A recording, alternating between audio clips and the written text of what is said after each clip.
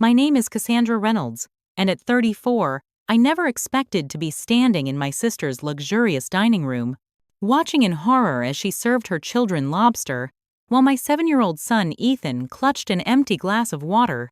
When I asked about his dinner, Heather's perfectly glossed lips curved into a smile that didn't reach her eyes.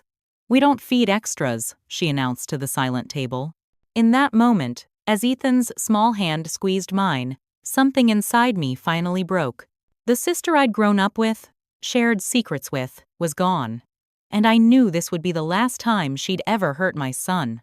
Before I dive into my story, I'd love to know where you're watching from.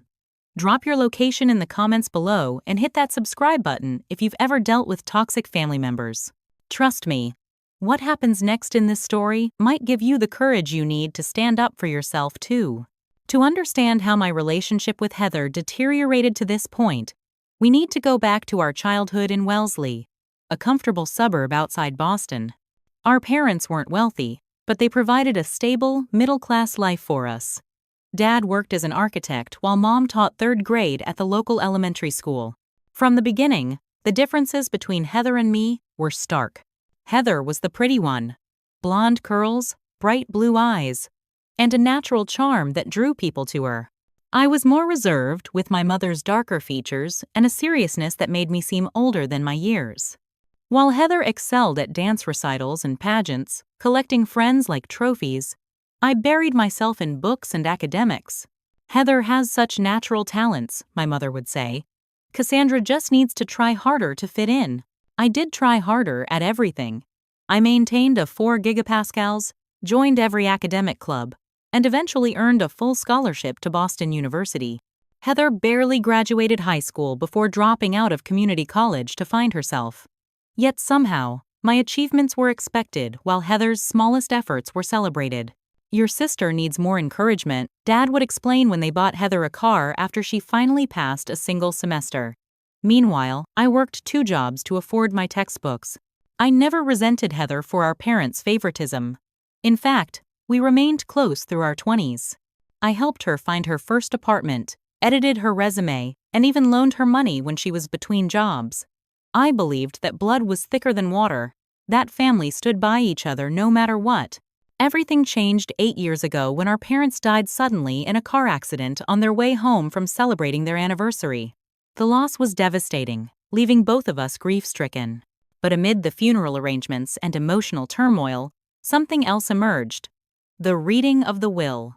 I'd always assumed our parents would divide everything equally between us. They weren't extraordinarily wealthy, but they had life insurance, retirement savings, the family home, and a small vacation cabin in Maine we'd visited every summer.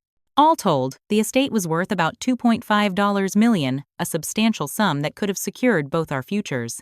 The shock came when the family lawyer, Thomas Green, revealed that almost everything had been left to Heather. The house, the investments, even most of the family heirlooms. I received only $50,000 and a few personal items. "There must be some mistake," I remember saying, my voice hollow with disbelief.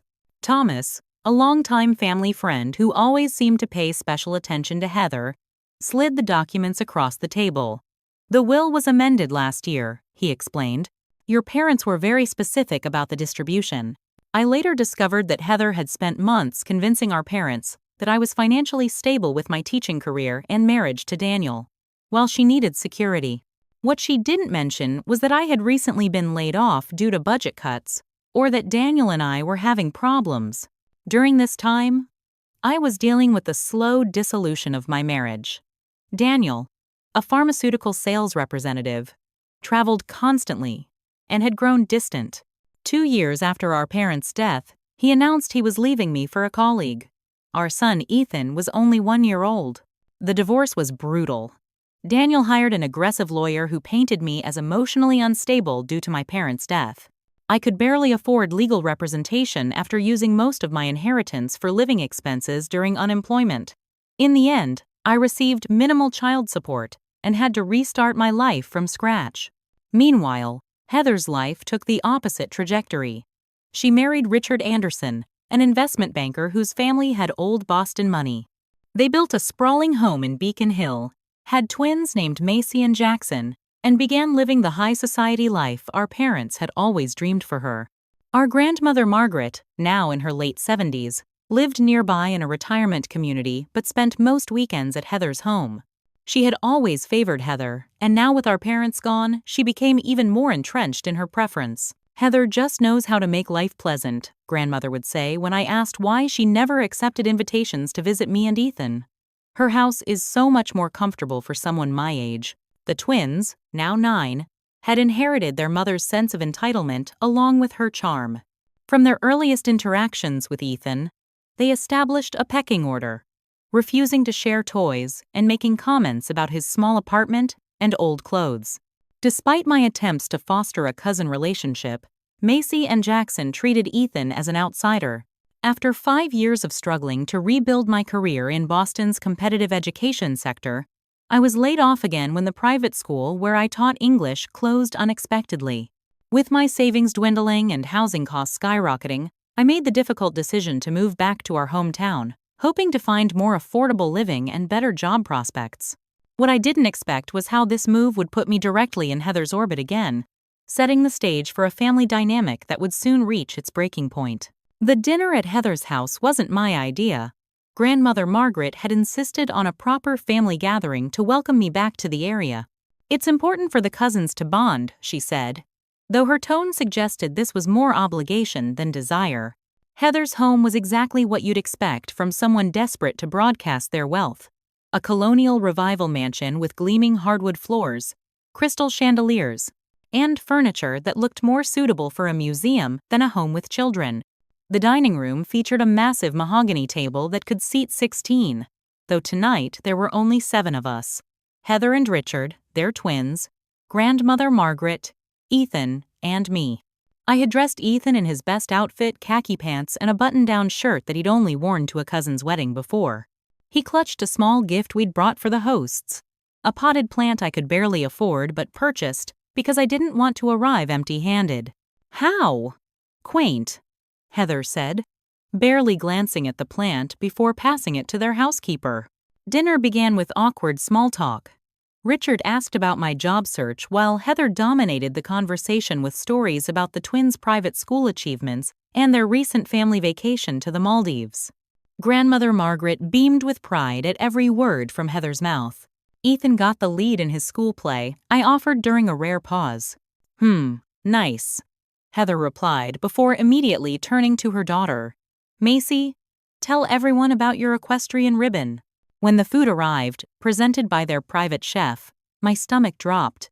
The adults and the twins were served whole lobster with drawn butter, roasted asparagus, and fingerling potatoes. In front of me was a significantly smaller lobster tail, but Ethan's place remained empty except for the water glass the housekeeper had filled earlier. "Excuse me," I said quietly. "I think they forgot Ethan's dinner." Heather took a deliberate sip of her wine before replying, "Oh, I didn't know he'd be joining us. We don't have enough lobster."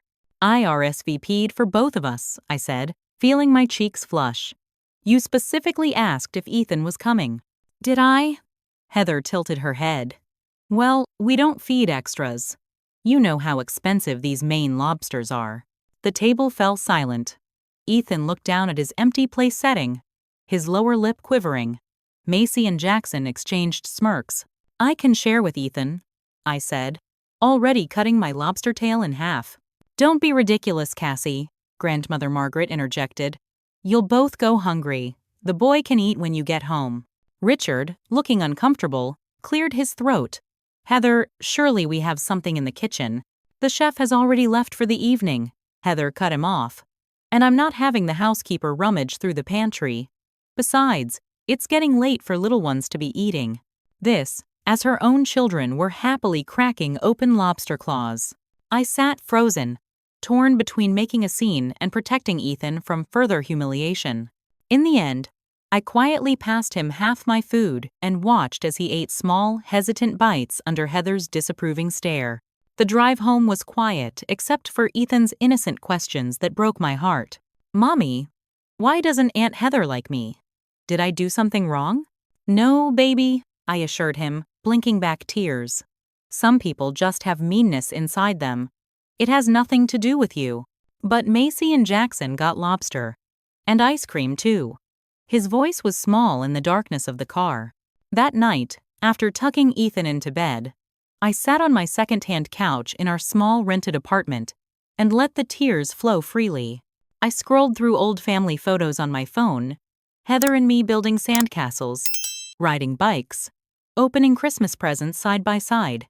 Where had that sister gone? When had she become someone who could deliberately hurt a child? Sleep eluded me as memories flooded back. Heather borrowing money she never repaid, monopolizing family gatherings, the strange amendments to our parents' will, the way she'd subtly undermined my marriage by telling Daniel he could do better. Each incident on its own seemed minor, but together they formed a pattern I'd been too loyal to recognize. My phone pinged at 7 a.m. with a text from Heather. "Next time, bring a happy meal for your kid if you're going to crash family dinner." That text alone would have been enough to fuel my anger, but what I discovered next pushed me over the edge. Scrolling through social media, I found Heather had posted about the dinner on her Instagram account. "When your sister expects you to feed her kid lobster on a teacher's budget," entitled "Much Family Drama." The post had dozens of comments from her country club friends, most mocking me and Ethan. My hands shook with rage. But the final straw came 3 days later when Ethan came home from school in tears. He'd encountered Macy and Jackson at a community baseball game, and they'd shared the lobster story with other children, embellishing it to claim Ethan had begged for food and cried at the table. Looking at my son's wounded face, something shifted inside me.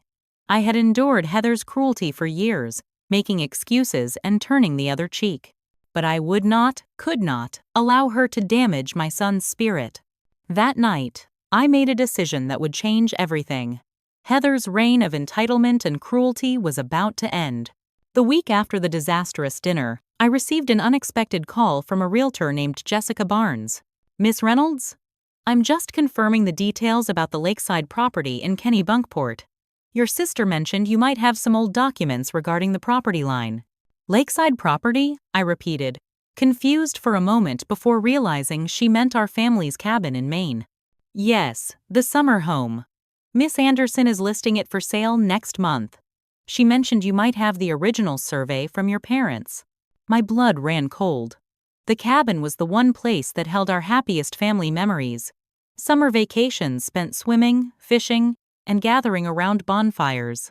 Though Heather had received it in the will, she had promised me it would remain in the family for both our children to enjoy. "There must be some mistake," I said. "That cabin is family property. It's not supposed to be sold." Jessica's uncomfortable pause told me everything. "I'm sorry, but Miss Anderson has the deed and full selling rights. She's already accepted a preliminary offer of $875,000. After hanging up, I drove straight to Heather's house, my hands gripping the steering wheel so tightly my knuckles turned white. She answered the door in yoga pants and a cashmere sweater, green smoothie in hand. "The cabin is not for sale, Heather," I said without preamble. Her perfectly sculpted eyebrows raised in mock surprise. "Of course it is. It's mine to sell. You promised Mom and Dad you'd keep it in the family. You promised me." Heather sipped her smoothie. "Promises change when people don't contribute. Have you offered to pay property taxes? Maintenance fees? Insurance? You know I can't afford that," I said, my voice rising. "You took everything in the will." "The will reflected our parents' wishes," she replied coldly. "Maybe if you'd visited them more instead of being so wrapped up in your failing marriage." I was taking care of my baby while working full-time. And I visited them every week. Heather checked her Apple Watch dismissively. "Look, I have Pilates in 20 minutes. The cabin is being sold. Use your teaching salary to rent a timeshare if you're feeling nostalgic." That evening, I called my old college friend Samantha Green, now a real estate attorney. I'd helped her through a difficult breakup years ago, and she'd always told me she owed me one. Now I was calling in that favor. "The amendment to the will seems unusual," Samantha said after I'd explained the situation, "especially since your parents had always maintained they wanted to divide things equally. When exactly was it changed?" "According to Thomas Green, about 8 months before they died." Thomas Green. Samantha paused. "Is he related to Heather's friend Thomas from that charity gala? The one in all her social media photos?" A quick search confirmed what I'd never noticed. Thomas, our family lawyer, was a regular fixture in Heather's social circle. In fact, there were photos of them looking quite cozy dating back several years before our parents' death. Over the next 2 weeks, Samantha helped me investigate. We discovered the amendment had been signed during a period when our father was recovering from minor surgery and heavily medicated. The witnessing signatures belonged to Thomas's office assistant and his brother-in-law, not the family friends who had witnessed their original will. This doesn't prove fraud, Samantha warned me, but it raises serious questions about undue influence and your father's capacity to make decisions at that time. Armed with this preliminary information, I made an anonymous call to Richard at his office, suggesting he review the family trust documents carefully for any irregularities. Richard had always been the more reasonable one, focused on his finance career while Heather managed their social status. I knew he valued his reputation and legal standing above all else. 3 days later, at a small gathering for grandmother Margaret's birthday, I could feel the tension the moment I entered Heather's house. Richard barely made eye contact with anyone, and Heather's normally perfect appearance showed signs of strain, chipped nail polish, and dark circles poorly concealed under her eyes. Halfway through dinner, Heather clinked her glass. "I'd like to address the elephant in the room," she announced. "It seems someone has been spreading vicious rumors about our family finances." All eyes turned to me. "Cassandra has always been jealous of what Mom and Dad left me," she continued, her voice breaking in a practiced way. "Now she's trying to damage my marriage by suggesting impropriety." Grandmother Margaret reached for Heather's hand. "Cassandra, how could you? After everything your sister has done for you." "What exactly has she done for me, Grandmother?" I asked quietly. "Excluded my son? Sold family property? Manipulated our parents?" I reached into my purse and removed copies of the original will and the amendment, along with a timeline of events Samantha had prepared. "I'm not making accusations," I said, sliding the documents to the center of the table. "I'm just presenting facts. Our father was on heavy pain medication when this amendment was signed. The witnesses were Thomas's employees, not family friends. And Thomas, coincidentally, has been quite close with Heather for years." The silence that followed was deafening. For the first time, I saw uncertainty flicker across Grandmother's face as she peered at the documents through her reading glasses. "This is slander," Heather hissed, but her voice lacked its usual confidence. Richard excused himself from the table, and the first crack had appeared in Heather's perfect facade. I should have anticipated Heather's retaliation, but even I was unprepared for how quickly and viciously she would strike back. Within days of the confrontation at Grandmother's birthday, the whispers began circulating through our extended family and former mutual friends. "Have you heard about Cassandra's breakdown? She's always been unstable, ever since the divorce. I heard she's on medication. Should she really be raising that poor boy alone?" The rumors reached me through sympathetic texts and uncomfortable phone calls. Cousin Jennifer called to ask if I was doing okay after hearing I'd had a public meltdown at a grocery store, an event that never happened. My former mother-in-law called Ethan's school to express concerns about my parenting, prompting an awkward conversation with his principal. Heather had launched a calculated campaign to discredit me, using her social connections and family influence to paint me as mentally unstable. But her most devastating move came when she reached out to my ex-husband. I was helping Ethan with homework when my phone rang with Daniel's number, unusual, as he typically communicated only through brief texts about visitation schedules. "Cassandra, we need to talk," he began without greeting. "I've been hearing concerning things about your behavior." My stomach dropped. "From who?" "Multiple sources," he replied evasively. "Heather called me, but also some mutual friends. They're worried about your state of mind, your angry outbursts, the unstable living situation." "None of that is true," I said, moving to the kitchen so Ethan wouldn't hear. "Heather is retaliating because I questioned the will." "This isn't about your family drama," Daniel's voice hardened. "This is about Ethan's well-being. I've spoken with my lawyer. We're filing for a modification of the custody arrangement." The official papers arrived 3 days later. Daniel was seeking full custody with supervised visitation for me, citing erratic behavior, unstable living conditions, and concerns about mental health. The court date was set for just 6 weeks away. Panic engulfed me. Ethan was my world. My reason for pushing forward through every hardship. The thought of losing him was unbearable. But beneath the fear, a cold realization formed. Heather had finally crossed a line from which there was no return. That same week, Ethan came home from school with a bruised arm and tear-stained cheeks. During a community soccer practice where several schools participated, Macy and Jackson had cornered him in the bathroom. "They said, 'I'm going to live with Daddy soon because you're crazy,'" he sobbed against my shoulder. Jackson pushed me against the wall and said nobody wants extras in their family. I took photos of the bruise and documented the incident, then drove directly to Heather's house. When she opened the door, I didn't give her a chance to speak. "Your children physically hurt my son," I said, showing her the photos. "This ends now." Heather's expression shifted from annoyance to practiced concern so quickly it was almost impressive. "Children play rough sometimes," she said, loud enough for Richard to hear from the next room. "I'm sure if Ethan was hurt, he probably provoked them. He's been known to make up stories for attention." Richard appeared in the doorway, frowning. "What's happened?" "Macy and Jackson bullied and pushed Ethan at soccer practice," I explained. "They told him he's an extra in the family. Language I'm sure they learned at home." "That's absurd," Heather scoffed, tears suddenly welling in her eyes. "My children would never. Richard, she's trying to turn you against our family now." Richard looked between us, uncertainty clear on his face. I could see he was torn between his wife's dramatics and the evidence before him. "I'll speak with the twins," he finally said.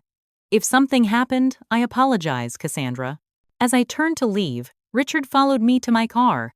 "Wait," he said, glancing back to ensure Heather wasn't watching. "Is it true you're having custody issues?" "Heather contacted my ex-husband with lies about my mental health," I said bluntly. "Now I might lose my son." Richard ran a hand through his graying hair. "She's been different lately. Secretive. Angry. The twins' behavior has gotten worse, too. You're just noticing this now?" "I work long hours," he said defensively. "But I don't condone bullying or interfering in custody matters." I studied his face, sensing an unexpected opening. "Richard, has Heather been handling all the family finances since the inheritance?" His slight flinch told me everything. That evening, I received a call from an unknown number. It was Brenda, a former classmate who now worked as an event coordinator at Heather's country club. "I heard about the custody situation," she said. "Listen, there's something you should know. Thomas Green isn't just Heather's friend. They've been having an affair for years, even before your parents died. And there's more. Much more." As Brenda shared what she knew, the pieces began falling into place.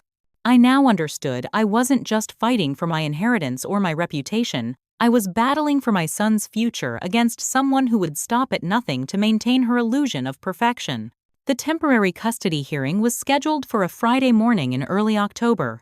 I'd hired the best lawyer I could afford, a stern woman named Natalie Chen who specialized in contentious custody battles. Still, walking into the courthouse that morning, my knees felt like they might buckle beneath me. Daniel sat at the opposing table with his attorney, a slick man in an expensive suit who had handled his divorce from me years earlier.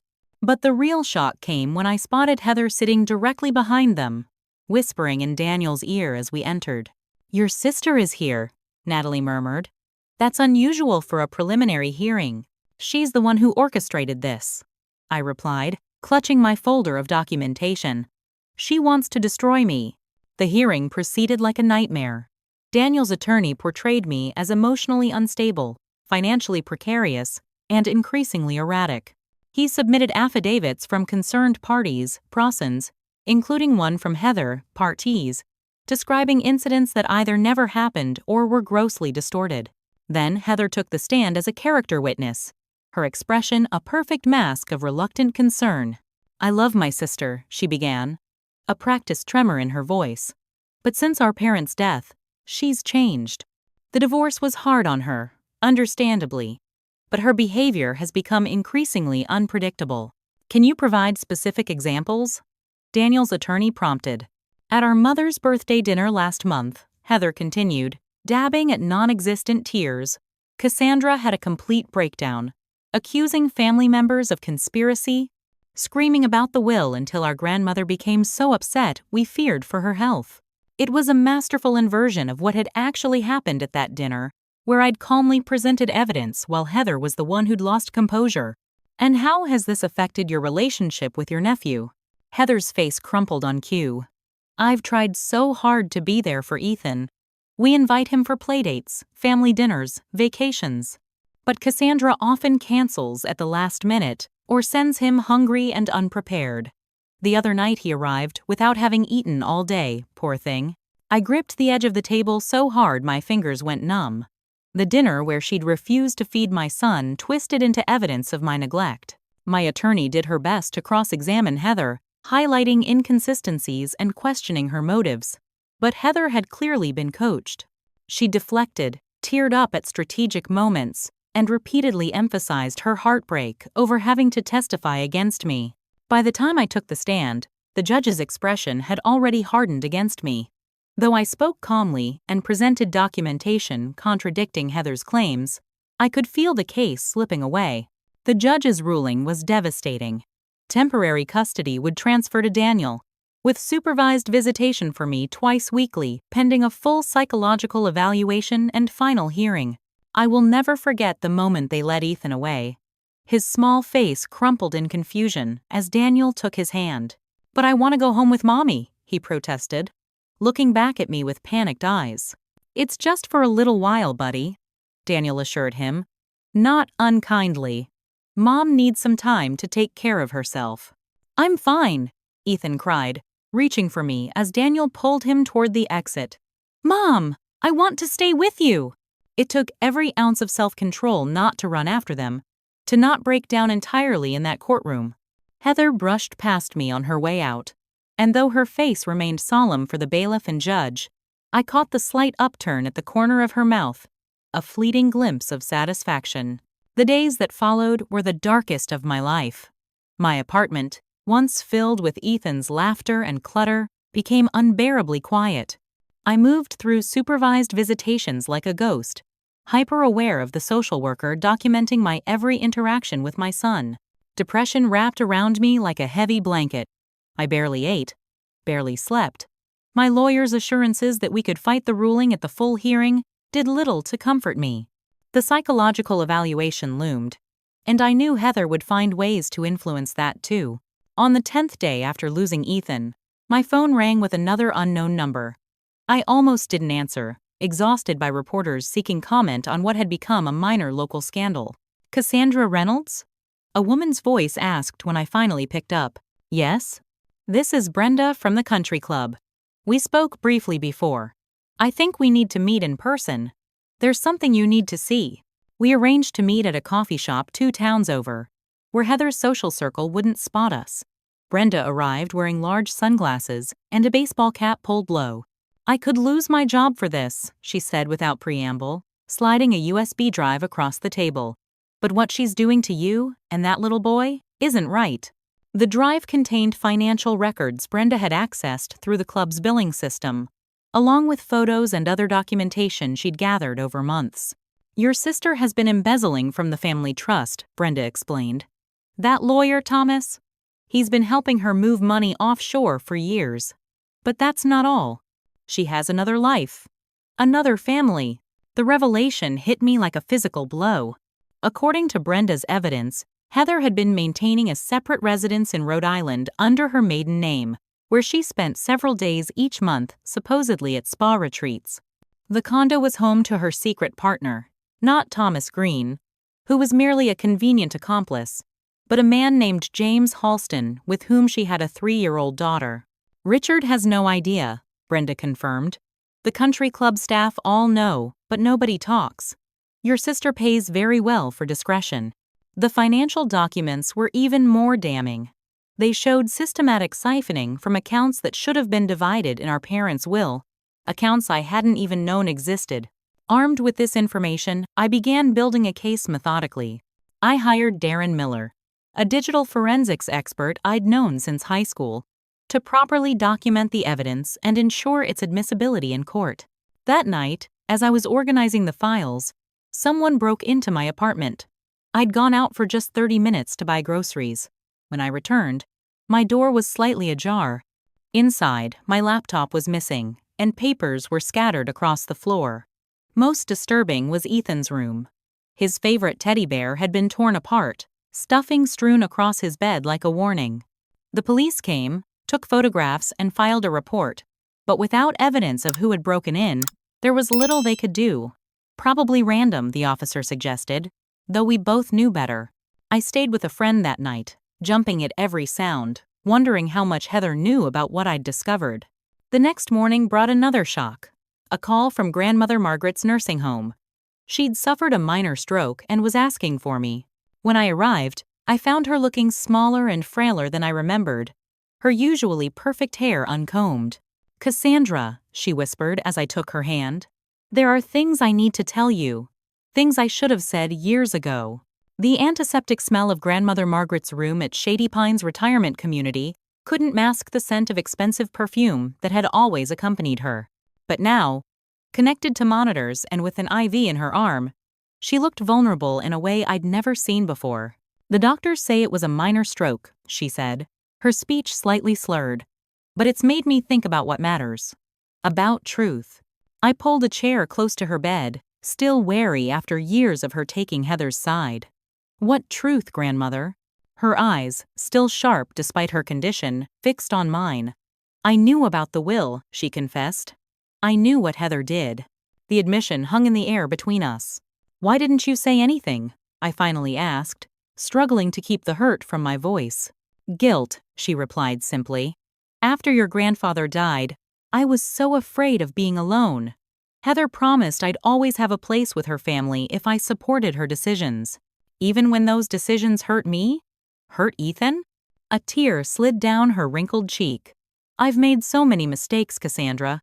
I favored Heather because she reminded me of myself when I was young, beautiful, social, ambitious. I didn't understand quieter strengths like yours." She reached for my hand, her grip surprisingly strong. "I don't have much time left. The doctors haven't told me that. But I know. Before I go, I want to make things right." Grandmother Margaret had terminal pancreatic cancer. She'd been diagnosed 3 months earlier but had kept it secret from everyone except Heather, who had promised to care for her until the end. "She changed after I told her," Grandmother confided. "Started asking about my will, my jewelry, making arrangements for my care that would give her control of my finances. Most critically, Margaret revealed that she had been present when my mother signed the amendment to the will, and that my mother had been pressured and misled about its contents." "Your mother thought she was updating their insurance beneficiaries," Margaret admitted. "She never intended to disinherit you." Before I left, Grandmother Margaret wrote out a detailed statement about what she had witnessed, her hand shaking but determined. "Use this however you need to," she instructed. "It's time for truth." Armed with this new testimony, I met with Natalie Chen at her office the following day. Her practical, no-nonsense approach had been exactly what I needed since the custody hearing. "This is significant," she said after reviewing Grandmother's statement. "But we need more. Family testimony can be dismissed as biased, especially from someone whose health might be questioned." "I have more," I assured her, producing the USB drive from Brenda, financial records, evidence of embezzlement from the family trust, and proof of a double life. Natalie's eyebrows rose as she examined the documents. "This is explosive, but we need to proceed carefully. Your sister has resources and connections. If she suspects what we're building, she could destroy evidence or worse." "What do you suggest?" "A two-pronged approach," Natalie decided. "I'll prepare the legal case regarding the will and the trust, while simultaneously filing an emergency motion to revisit the custody ruling based on new evidence." Over the next week, we assembled a small but formidable team. Besides Natalie handling the legal strategy, I had Darren Miller securing and analyzing digital evidence, and surprisingly, Richard Anderson secretly providing access to family financial records. My tentative alliance with Richard had formed the day after my visit to Grandmother Margaret. He had called, his voice tense, asking to meet at a diner outside of town. "I found something in our accounts," he'd said without preamble, sliding a folder across the table. "Irregular transfers to offshore accounts I never authorized. When I confronted Heather, she claimed they were investments for the children's future, but the documentation was forged with my signature. Richard's face had aged years in just weeks. The confident investment banker replaced by a man realizing his perfect life was built on deception. "I don't know what else she's been hiding," he admitted. "But I do know she's been cruel to your son. I've seen it, ignored it, made excuses. I'm not proud of that." "Why come to me now?" I asked. "Because yesterday, Jackson repeated something Heather said about Ethan, that he was trailer trash who would never amount to anything anyway. No child should hear that about their cousin." I realized then that this isn't just about money or affairs. It's about who we are as people. Richard became our inside source, carefully documenting financial discrepancies and recording conversations when legally permissible. His information revealed that Heather was planning to liquidate additional family assets and possibly relocate to the Cayman Islands, where she had established residency through her shell companies. Meanwhile, I focused on helping Ethan through this traumatic period. Our supervised visits were painful, confined to 2 hours twice, weekly in a sterile office with a social worker observing every interaction. Ethan was withdrawing, becoming quieter and more anxious. "When can I come home, Mom?" he would ask every time. And each time my heart would break anew. "Soon, sweetheart. Mom is working on it." Daniel, to his credit, seemed increasingly uncomfortable with the situation. During exchanges, he would avoid my eyes, muttering that this whole thing has gotten out of hand. Anonymous threatening notes began appearing, slipped under my apartment door, left on my car windshield, once even delivered to my new workplace at a local bookstore. "Drop it or lose everything." One read. Another, more chillingly, "Accidents happen to nosy people." I reported each note to the police, who added them to my existing case file but offered little real protection. Without direct evidence linking these to a specific person, "Our hands are tied," the officer explained sympathetically. The threats escalated when the bookstore owner called me into his office, visibly uncomfortable. "I'm sorry, Cassandra, but I've received several calls questioning your stability and warning that you might cause scenes or drive away customers," he said. "I can't risk it. Today will be your last shift." It was Heather's work again, systematically cutting off my income sources to increase my desperation. But she had miscalculated. With each attack, my resolve strengthened. I was no longer fighting just for inheritance or justice. I was fighting for survival. Our team gathered one evening at Natalie's office to consolidate our evidence and finalize our strategy. Richard arrived last, looking shaken. "Heather's moving up her timeline," he announced. "She's booked tickets to Grand Cayman for next week, for herself and the twins. She told me it's a school research trip, but I found emails confirming enrollment at an international school there. She's running," Natalie concluded. "We need to move now." "What about Ethan?" I asked, panic rising. "If she leaves before we clear my name?" "She won't get far," Darren assured me, displaying the comprehensive case we'd built. Documented financial fraud, evidence of identity deception, falsified legal documents, and testimony from multiple sources, including grandmother Margaret. As the team discussed legal filings and potential injunctions, I found myself unexpectedly torn. Destroying Heather meant potentially hurting her children, my niece and nephew, who, despite their behavior, were victims of their mother's toxic influence. "The twins," I said, interrupting the strategic discussion. "What happens to them when this all comes out?" Richard looked up, surprise and something like gratitude in his eyes. "You're worried about Macy and Jackson? After everything?" "They're children," I said simply. "They didn't choose their mother." In that moment, a plan crystallized, one that would expose Heather's deceptions while minimizing collateral damage to the innocent. We would present our evidence at the upcoming annual family reunion at Grandmother Margaret's estate, where extended family would witness the truth firsthand, rather than through Heather's manipulated narrative. It was risky. Heather would have the home field advantage and might anticipate some kind of confrontation, but it would also provide the best chance to control the narrative and protect the children from public scandal. As we finalized the details, my phone chimed with a text from Daniel. "We need to talk about Ethan. He's not doing well. Keeps asking for you." For the first time in weeks, I felt a flicker of hope. Even Daniel was beginning to see through Heather's manipulations. With our carefully gathered evidence and strategic timing, we might finally have a chance to end her reign of destruction.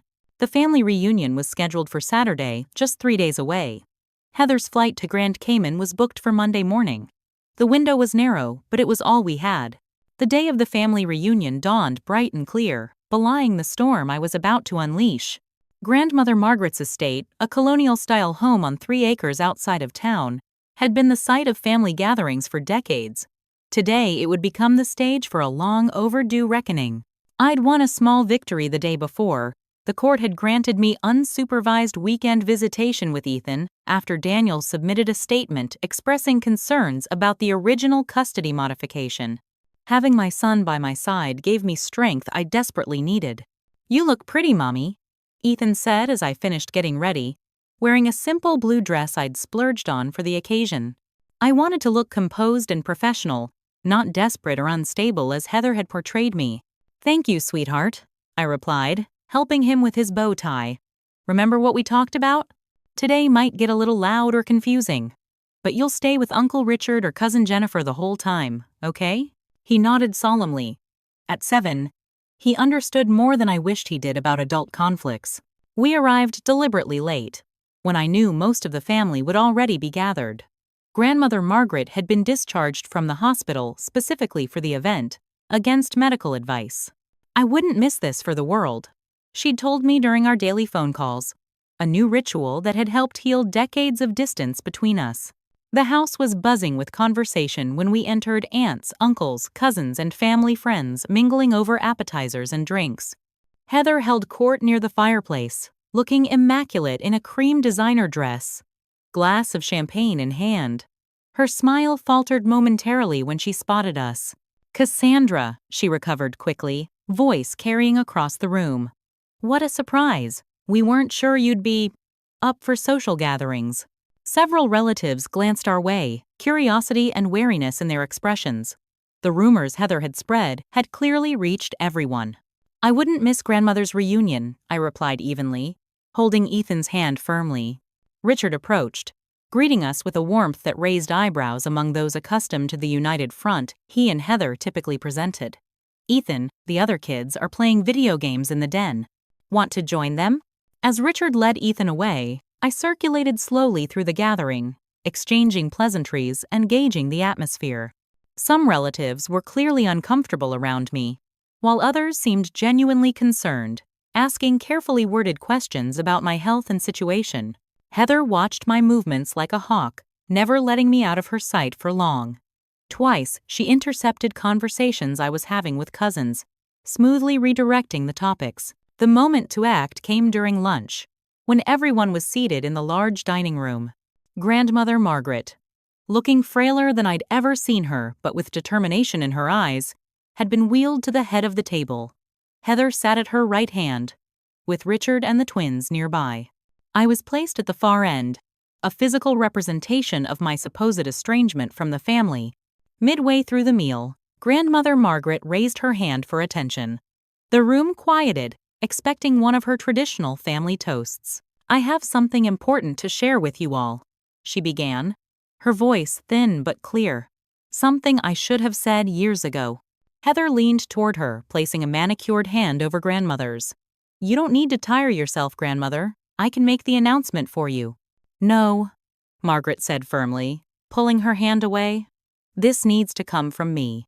She looked around the table, making eye contact with each person.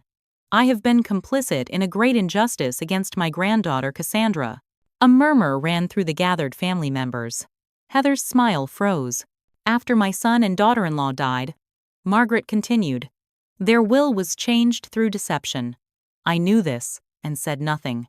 I allowed Cassandra to be cheated out of her inheritance because I was afraid of being alone in my final years." "Grandmother, you're confused," Heather interjected loudly. "The medication." "I am perfectly clear, Heather." Margaret cut her off with surprising strength. "Clearer than I've been in years." She gestured toward me. "Cassandra has evidence of what really happened. Evidence I should have provided long ago." All eyes turned to me. This was the opening we had planned for, But seeing Heather's children watching with confused expressions, I hesitated. Was there a way to expose the truth without destroying their family completely? Before I could decide, Heather stood abruptly. "This is ridiculous! She's manipulated a sick old woman to try to steal what's rightfully mine. Is that what you told yourself when you manipulated our parents into changing their will?" I asked quietly, rising to my feet. "Or when you embezzled from the family trust? Or when you created a second identity and family in Rhode Island?" The room went completely silent. Richard's face drained of color as he stared at his wife. "She's delusional," Heather declared, but her voice had lost its certainty. "Richard, tell them." Richard stood slowly. "I've seen the evidence, Heather. The offshore accounts. The condo in Providence. The falsified documents. You went through my things?" Heather's shock quickly morphed into rage. "You had no right." "I had every right," Richard countered. "Those were our joint accounts you were draining. Our children's future you were gambling with." I opened my briefcase and removed the carefully organized evidence folders we had prepared. "I have documentation of everything.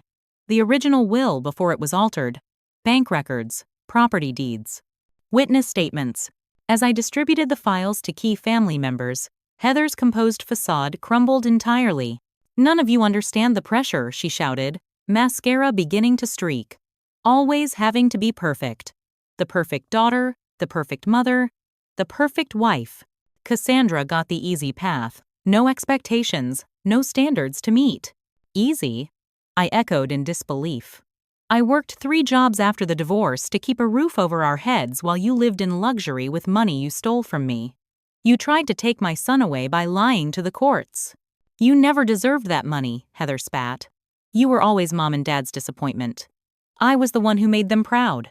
"That's not true," Grandmother Margaret interjected firmly.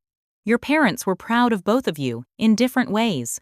They never intended to favor either of you in their will." The twins had begun to cry, confronted with a version of their mother they had never seen. Macy clutched her father's hand, while Jackson stared at Heather with growing confusion. "Mom?" Jackson's voice was small. "What does Grandmother mean? Did you take Aunt Cassie's money?" Something in Heather seemed to snap at her son's question. She grabbed her wine glass and hurled it against the wall, red liquid streaming down the wallpaper like blood. "Of course I took it," she screamed. "She always got everything easily. Brains, Dad's approval, a child who actually loved her. I deserved that money. I deserved all of it." In her rage, she lunged toward me, knocking over a chair. Several relatives gasped as she grabbed my arm, nails digging into my skin. "You think you've won? You have no idea what I'm capable of." Richard and Uncle Robert quickly separated us, restraining Heather as she continued to shout threats and accusations. Through it all, I remained calm, aware that every word from her mouth was confirming what our evidence showed. Ethan had appeared in the doorway, drawn by the commotion. His eyes were wide with fear as he witnessed his aunt's breakdown. "Mom?" he called, his voice trembling. I broke away from the chaos and went to him immediately, kneeling to his level. "It's okay, sweetheart. Sometimes grown-ups have big feelings they don't know how to handle." As I comforted my son, I heard Uncle Robert making a quiet phone call to the police. Heather had moved from threats to a full confession, detailing how she had manipulated our parents, falsified documents, and systematically undermined me for years. By the time the police arrived to take statements about the financial crimes and assault, Heather had collapsed into a chair. Mascara streaked across her face, all pretense of perfection abandoned. As they escorted her out, she looked back once, not at her husband or children, but at me. In her eyes, I saw not remorse but a cold hatred that chilled me to the bone. This wasn't over yet, not in her mind. But for the first time in years, as family members gathered around to express their shock and support, I felt something like justice beginning to take shape. The truth, so long buried under Heather's carefully constructed lies, had finally come to light. The weeks following the family reunion unfolded like scenes from a movie I could never have imagined starring in.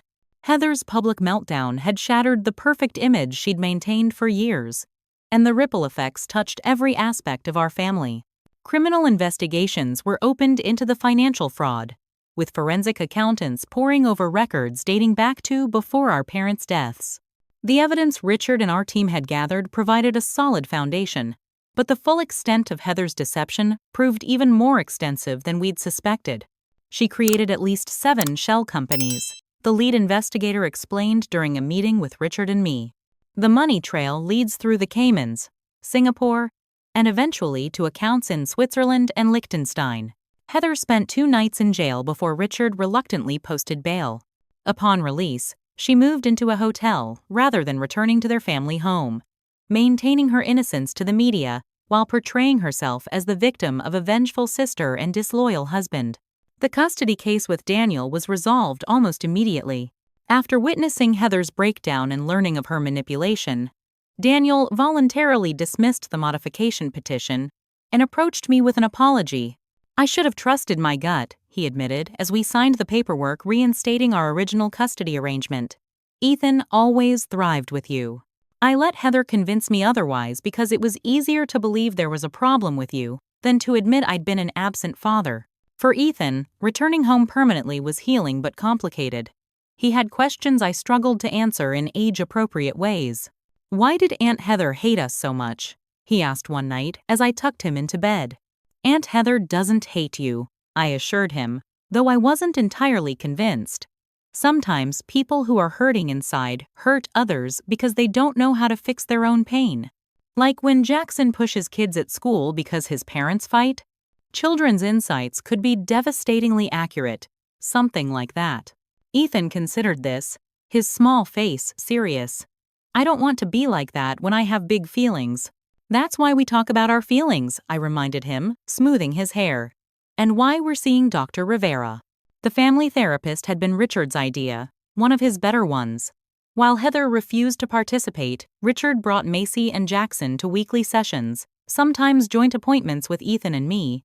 Slowly, painfully, the cousins began rebuilding a relationship based on truth, rather than the hierarchy Heather had established. Grandmother Margaret made amends in her own way. From her hospital bed, she had been readmitted after the reunion. She worked with her attorney to amend her will, ensuring that her estate would be divided equally between all her great-grandchildren, with trusts established to prevent any parent from accessing the funds. More importantly, she spent her remaining time sharing family stories with all the children, making sure Ethan knew he was every bit as valued as his cousins.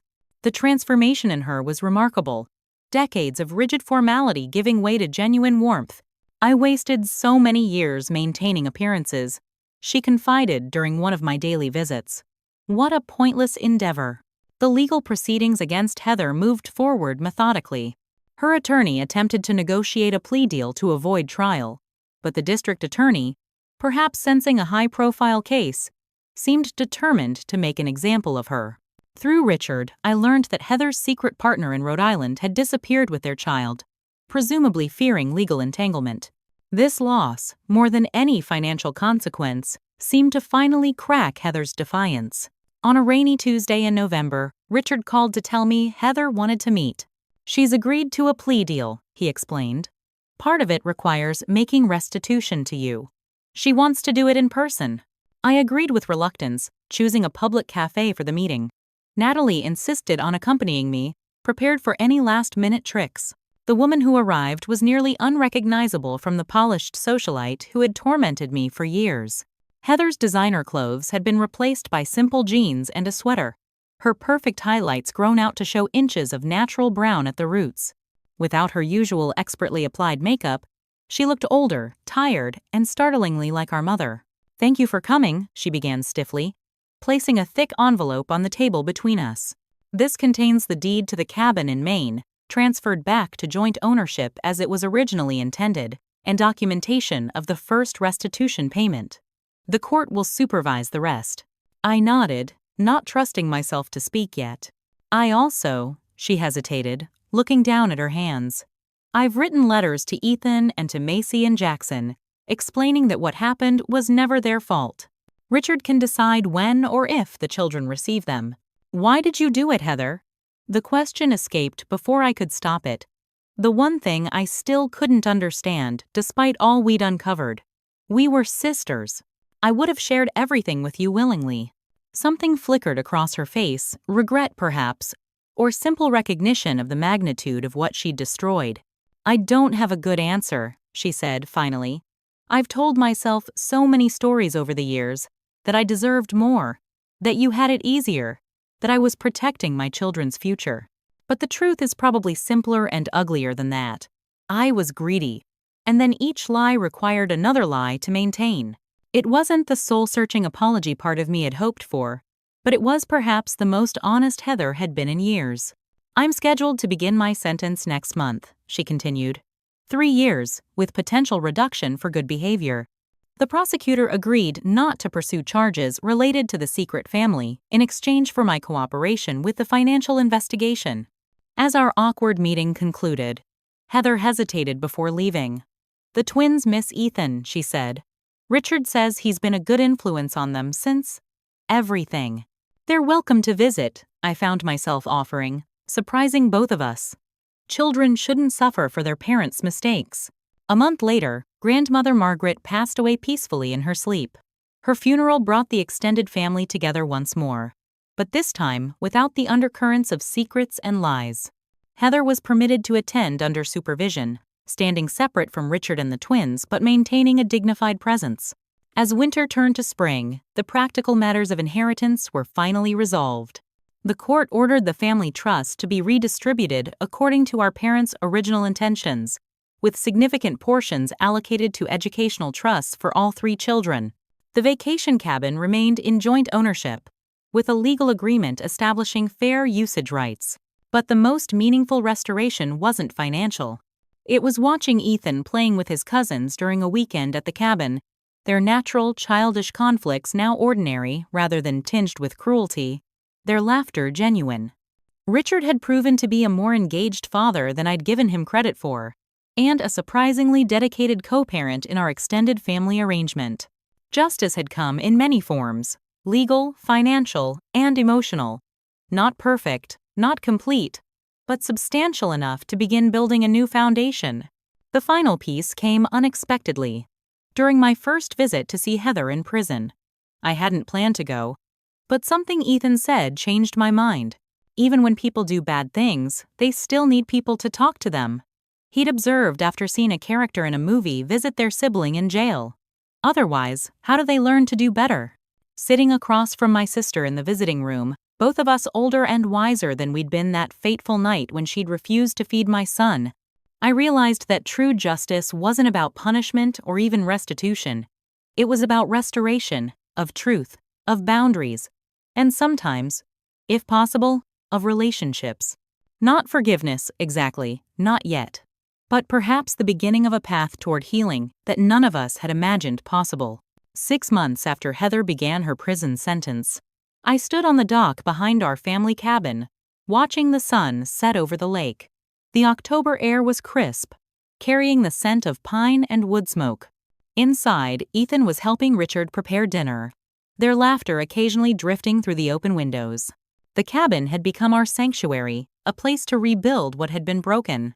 I'd used some of my restored inheritance to renovate it thoughtfully, keeping the rustic charm our parents had loved while updating the aging systems. The family photos were back on the walls, including ones of Heather and me as children, building sand castles on the narrow beach. My life had transformed in ways I couldn't have imagined a year earlier. After the case against Heather made local headlines, I was approached by the director of a prestigious private school in a neighboring town. They were looking for an English teacher who could also develop a creative writing program.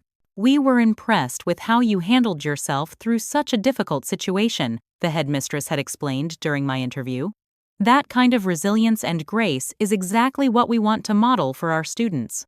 The position came with a salary that finally allowed me financial stability and the flexible schedule I needed as a single parent. Ethan had transferred to the school as well, thriving in the supportive environment and making new friends while maintaining weekend connections with his cousins. Richard had undergone his own transformation. After the initial shock and public embarrassment of Heather's crimes, he'd thrown himself into rebuilding his relationship with the twins and, surprisingly, establishing a healthy, extended family dynamic that included me and Ethan. "I enabled her for years," he admitted during one of our co-parenting conversations. It was easier to focus on work and let Heather manage our social life and the children. I missed so many warning signs. The twins spent every other weekend with us at the cabin or at my new apartment. At 9 years old, they were still processing their mother's absence and the dramatic shift in their family structure. But Dr. Rivera's consistent therapy was helping them develop healthier perspectives. Mom says she did bad things because she wanted us to have the best of everything, Macy had confided during a lakeside walk. But I would rather have had less stuff and more truth. The wisdom of children continued to humble me. Heather herself remained a complex figure in our lives. Her 3-year sentence had been reduced to 20 months with good behavior, and she sent monthly letters to the children, reviewed by both Richard and me before being shared. The early letters had been stiff and self-justifying, but over time, they had evolved to show genuine interest in the children's lives and activities. During my 3rd prison visit, Heather had asked about the cabin. "Is the screen door still squeaky? Dad always promised to fix it, but never did." "I fixed it," I told her. "But I kept the old brass doorknob you liked." It was a small moment, but significant. A shared memory, acknowledged without manipulation or agenda. Grandmother Margaret's estate had been settled according to her final wishes. Each grandchild received a trust for education, including a surprise edition, FUS, designated for Heather to pursue education or job training after her release. Everyone deserves a second chance to become their better self, Margaret had written in a letter attached to the will. The family recipe book, a leather-bound collection of handwritten cards dating back to our great-grandmother, had been returned to its place of honor in the cabin's kitchen. It symbolized the true inheritance that couldn't be stolen or manipulated, the traditions, memories, and values that defined our family beyond material possessions. One unexpected development in my personal life came in the form of James Carter, Ethan's science teacher, and a fellow single parent to 10-year-old Lily. What began as conference discussions about Ethan's progress evolved into coffee meetings, then hiking excursions with the children, and eventually quiet dinners after the kids were asleep. "You know what I appreciate most about you?" James said one evening as we watched our children playing with the new puppy Richard had given Ethan for his 8th birthday. A gentle golden retriever named Bailey who had become the family's emotional support animal. "You've been through hell, but you never let it make you bitter." I came close, I admitted. There were days I wanted nothing more than to see Heather suffer, but you didn't act on it. You sought justice, not revenge. You protected her children even when she tried to take yours away. That's character. As the seasons changed, so did our extended family dynamics. Richard started dating again, a kind pediatrician who treated the twins with genuine warmth. The children formed their own bond, creating new traditions like Sunday game nights and summer campouts by the lake. When Heather's release date approached, complex emotions surfaced for everyone. Richard and I spent hours discussing boundaries, expectations, and how to support the children through another transition. "She'll never be the person we wanted her to be," I acknowledged during one such conversation. "But maybe she can become someone better than she was." The day before Heather's release, I took Ethan for a private walk along our favorite trail beside the lake. "Mom, is Aunt Heather going to try to hurt us again?" he asked, voicing the fear I knew had lingered despite our efforts to reassure him. I knelt to meet his eyes, now level with mine as he continued to grow. "No, sweetheart. Aunt Heather made very bad choices before, but she's had time to think about those choices and their consequences. She'll be different now. Not perfect, but different. Like when I was mean to Lily last month and had to sit in time out and think about it." I smiled at his simple but accurate comparison. "Something like that, just bigger." "I think I can forgive her," he said thoughtfully. "Not forget, but forgive. That's what Dr. Rivera says is the difference." Wisdom from my 8-year-old that had taken me decades to learn. The final family dinner before this chapter of our story closed found us all at the cabin, Richard and the twins, James and Lily, even some extended family members who had become closer since the truth had emerged. As I looked around the table, seeing these people who had weathered the storm with me, I felt a profound sense of gratitude. My sister had said, "We don't feed extras," in a moment of casual cruelty that revealed the darkness in her heart. But that darkness hadn't won. Instead, our table had expanded, feeding not just bodies but spirits, creating a family defined by choice and love rather than obligation or appearance. Ethan caught my eye across the table and smiled, a confident, whole smile that reflected the healing we'd both experienced. In that moment, I knew that whatever challenges lay ahead with Heather's reintegration, we had built something stronger than the damage she had caused. Not perfect, not without scars, but genuine and resilient. The true inheritance, after all, wasn't money or property. It was the capacity to face hardship with integrity, to protect the vulnerable, and to build connection where division had reigned. In that, despite everything we had endured, we had emerged wealthier than I could have imagined. What about you? Have you ever had to stand up to a family member who was hurting you or someone you love? How did you find the courage to draw that line? Share your experiences in the comments. Your story might give someone else the strength they need today. And if you found value in my journey, please like, subscribe, and share with someone who might need to hear that standing up for yourself isn't selfish, it's necessary. Thank you for being here with me through this chapter of my life. Remember, family isn't always who you're born to. Sometimes it's who you choose to become, despite what you've endured.